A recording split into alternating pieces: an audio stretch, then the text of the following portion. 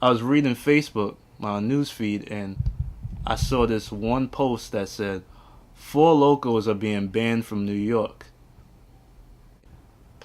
In the article, it said that it had the same effects as cocaine and liquor combined. And when I read that, I was just like, I'm glad.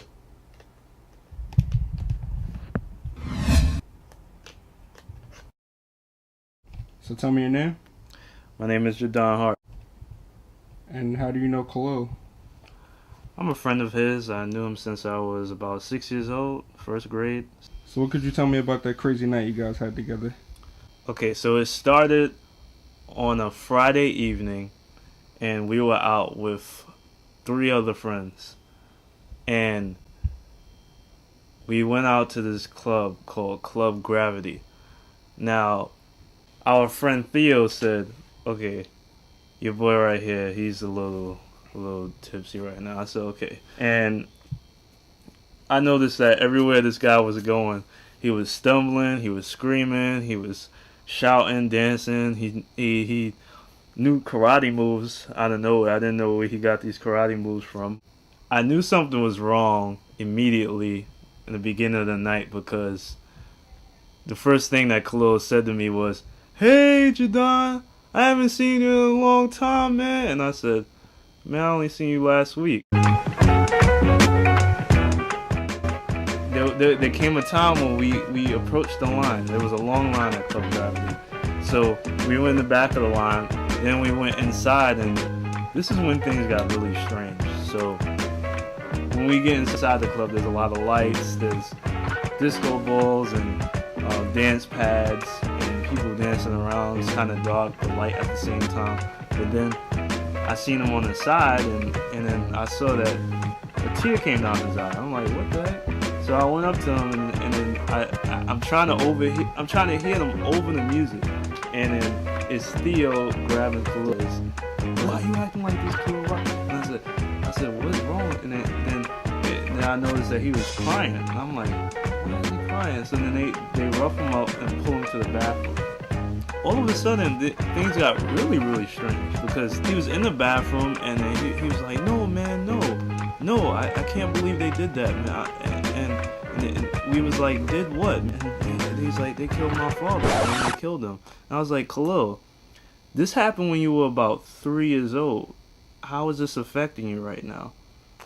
And he was thrashing his arms and jumping around, throwing things and hitting the stalls and rolling around the floor, and then we both got kicked out. And so we walked out, and I said, Khalil, is this bothering you that much? And he said, yes, it is. They killed him, and I'm going to get my revenge on them, and I can't believe they did that to him. Why would you do that? He was a martial artist. He could have beat them up if he wanted to, but they were cowards, and they stabbed him.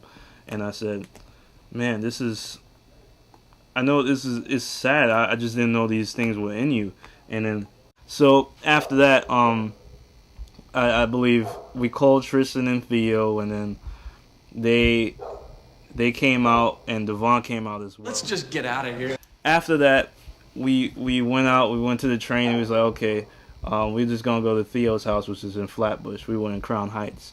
So when we arrived at Flatbush, there was a time when Theo got at the height of his frustration, and as if it wasn't already at the height already, he had reached a pinnacle point, a breaking point, and he was like, all right, Khalil, you're gonna have to stop acting like this. We're gonna have to throw down right in the middle of the street.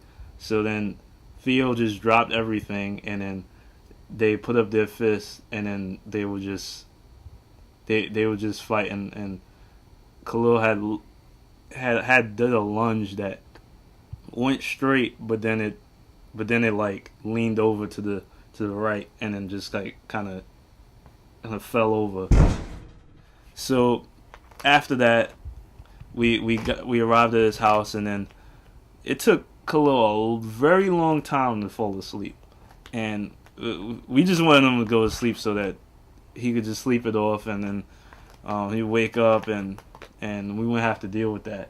And We arrived there at about 2:30, but he didn't sleep until like 3:30 or 4 o'clock, something like that. The sun was near up. That's what I remember. And after that, he eventually fell asleep, and then I was just up. And man, for me, I was sitting there like, wow, I can't believe this night happened. And I went home soon after, and I spoke to Khalil 2 days later, and then I was recounting him this story, and he was just like, "That happened? What do you mean? I don't remember that. I did? Really?"